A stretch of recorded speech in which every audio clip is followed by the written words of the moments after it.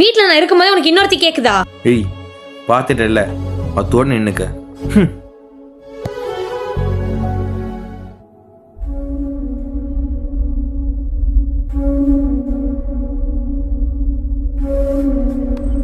போயிட்டேன்.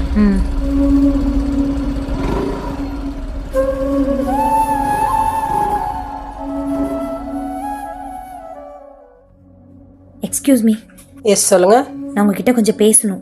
யார் நீங்க? என்கிட்ட ஏன் பேசணும்? நீ ஒருத்தட்ட பேசிட்டு இருக்கல, அவரோட பொண்டாட்டினா. ஓ அவளா?